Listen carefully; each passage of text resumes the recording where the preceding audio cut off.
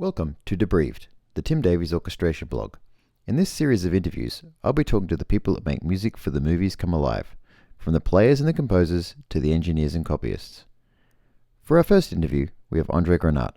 Endre is a violinist and concertmaster who has played on more sessions than anyone else working today. Welcome, Endre. Thank you. Can you tell us a little about how you ended up in Los Angeles and also how you ended up in the studios? I ended up teaching in Italy, in Verona, at the American Academy, and one of my colleagues was Miklos Rozsa. And he took a liking to me. He said, well, are you coming out to Los Angeles anytime soon? I said, yes, as a matter of fact, I am. He said, why don't you come over? And he gave me a date, which was like 2 weeks ahead, at the end of the American Academy, and he gave me written directions how to get to his house, which I did, and ended up, there's a terrific, fantastic party, great food. I met lots of people, and we watched some old movies, and I met some people I've seen on the screen before, those nameless actors, but you have seen them millions of times. And the next morning I got this angry call from Rozsa, where have you been? I said, I was wondering where you have been because I was at your party. And I had a jolly good time, and I met some wonderful people. I didn't dare ask where you were because, they were so happy and I was happy. I said, where did you go? I said, I explained to him. I did everything right except I turned left instead of right. And I ended up in Rudy Vallée's house, and nobody asked me who I was. And I met Rudy Vallee, as a matter of fact. And so that was my introduction to Hollywood. The next thing that happened, there was a recording session with Joshua Heifetz at the old RCA recording studio on Sunset, which doesn't exist anymore. And I was sitting with the concertmaster, which kind of made big news in town because all the big concertmasters were sitting behind us. And Heifetz obviously knew me, and we were talking all the time together. The next thing I knew, I got a phone call from CBS Studios to play a quasi like a recital type of thing with piano, and including stuff like the Brahms violin concerto, and they assured me that it really doesn't have to be together because they are adding the orchestra to it later. And so I showed up at CBS Radford, which was at the time just CBS, and it was on the Radford door, that didn't move. So anyhow, and my pianist was Bruce Brotman. And Bruce at the time was not even known as a composer. He was a paper pusher upstairs. God only knows what he was doing, but he was not conducting. He was very much in the background. He was playing piano, and we finished the thing, and I made a shitload of money. And with my wife, we repaired ourselves to Hawaii. And when I came back, the old type of answering machines could not be accessed from anywhere but on the spot. So I found a bunch of messages from CBS. What they were looking for, somebody, for me to fly to Hawaii at their expense, spend a week there to be filmed so that the hand motion moves together with the sound. So needless to say, I missed that one. That was my beginning in Hollywood. That was the very, very first recording session I've ever done. And that has been either 69 or 70. Did you start in the section? Oh, yeah. The few recording sessions I did, they were like records, not motion picture and television. Because the motion picture people, they were on their contract until the mid-50s, and most of them survived into the new era, but so they were first calls. So the contracted people, previously contracted by, say, Fox, were still the people working in Fox Studio or MGM, those who were contracted previously. So even though the system of system changed, but the people remained. The people remained. So yeah. Fox movies still had the Fox Orchestra. Mostly. There was some overlap, but I didn't fit into that thing, and. So I wouldn't have had time anyway to do several days of a motion picture because I would take 2 days and I've been on my way somewhere else.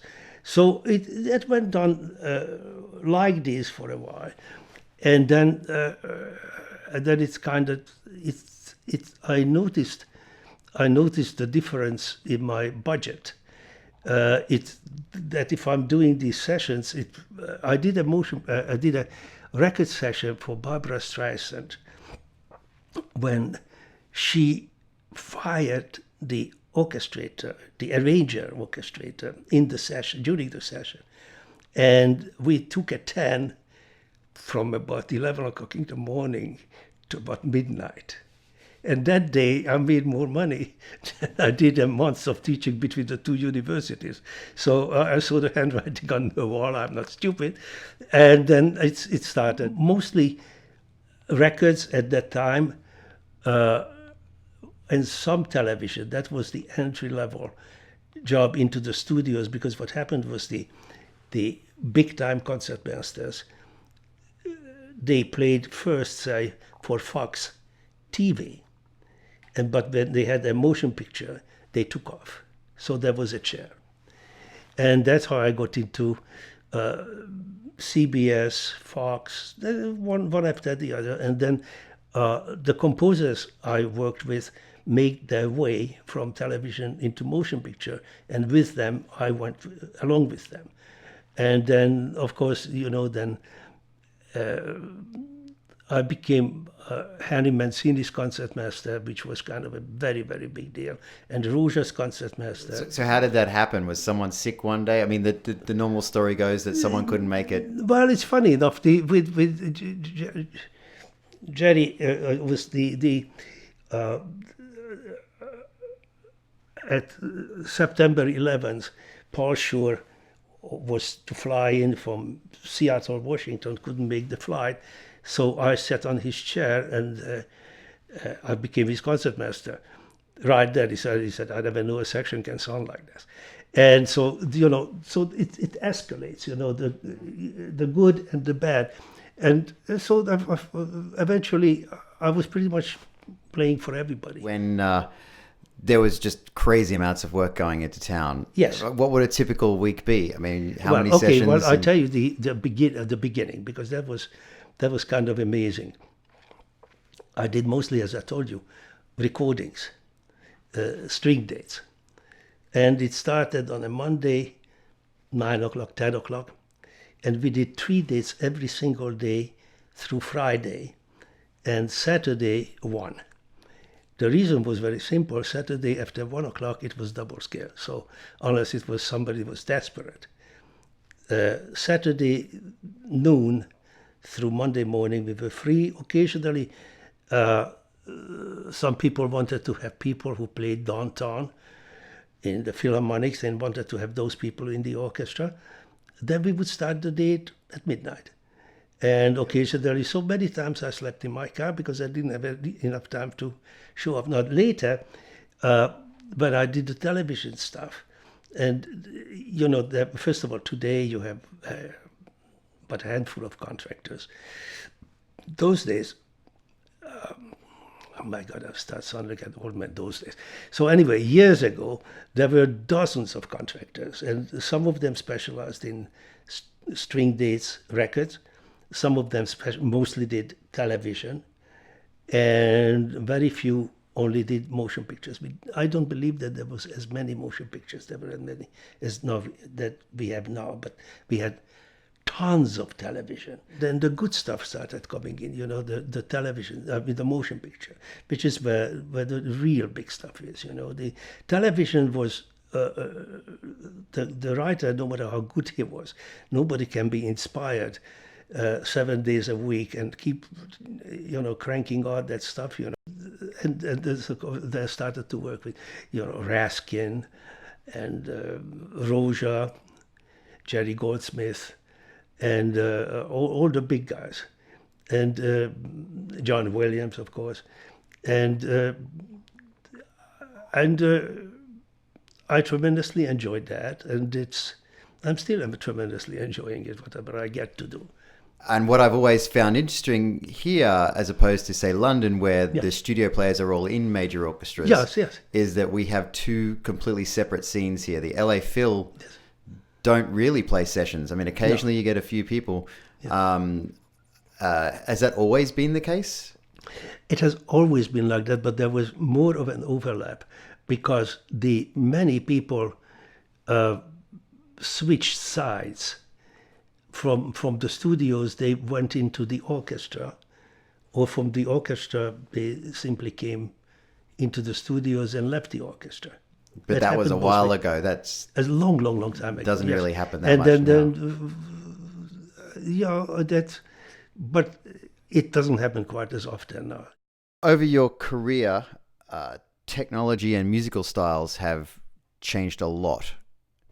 Obviously, you've had to adapt and change. What are some of the big changes in one playing, but then also like just attitude with things that go on now that never happened in the past? Well, starting with the instrument, it is not much happened. No visible changes have happened. What happened is that the equipment we use is infinitely superior. For instance, the strings. In the olden days, once again, back to my old self, in the olden days, you spent most of your waking hours tuning. Now the strings that, and I'm very happy to tell you, this is one of them I have to develop. It's one of the biggest string makers, the most successful string. You tune it, maybe retune it half an hour later, and then you are fine for about a month. And there's no tuning needed.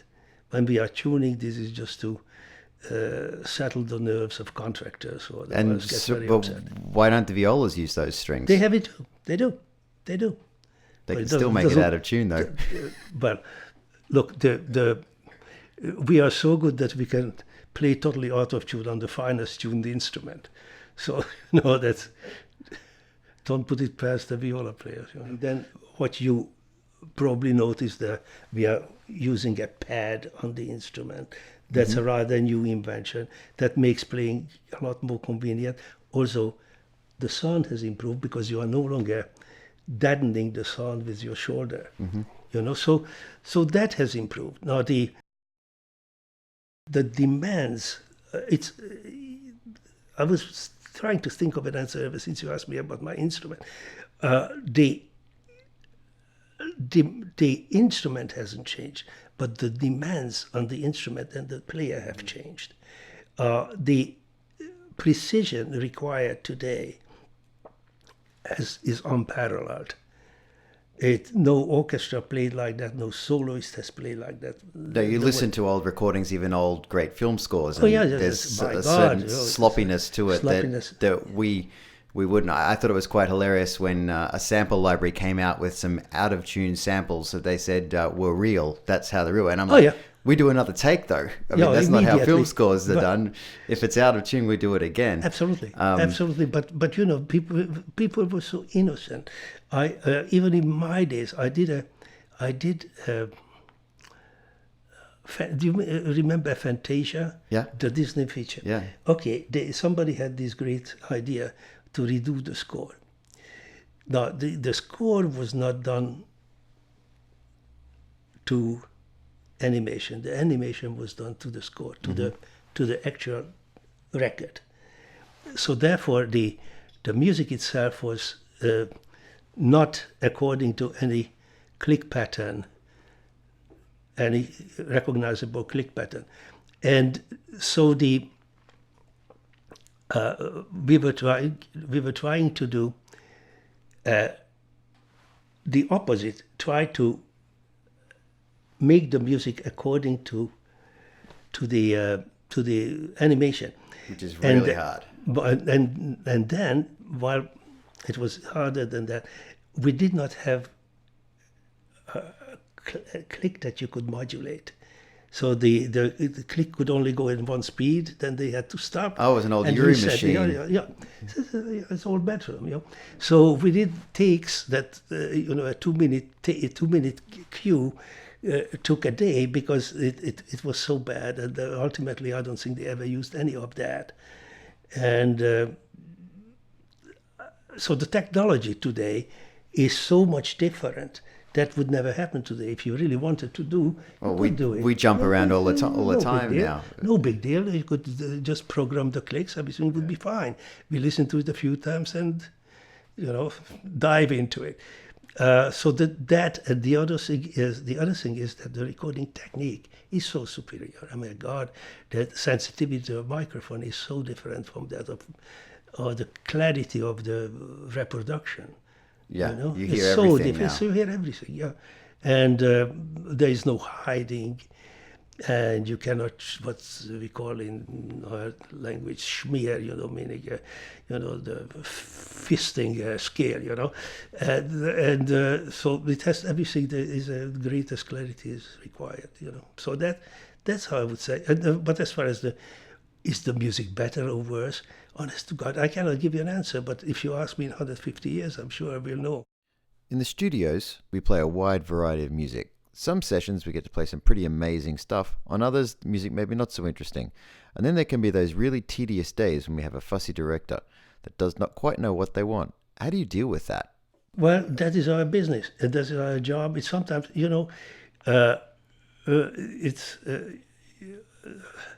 Do you get a kick out of it either way? I get a kick out of it both ways. Yes, absolutely. It's sometimes I get a kick out. Let's make this damn thing sound good if it kills me, and it can be done. It can be done. Well, I think on that note, we'll leave it there. We're going to come back with part 2, where we'll discuss. We'll have the violin, and we'll actually look at some of the technique and a close up on just normal and then also studio and how interpretation absolutely. and everything. Absolutely.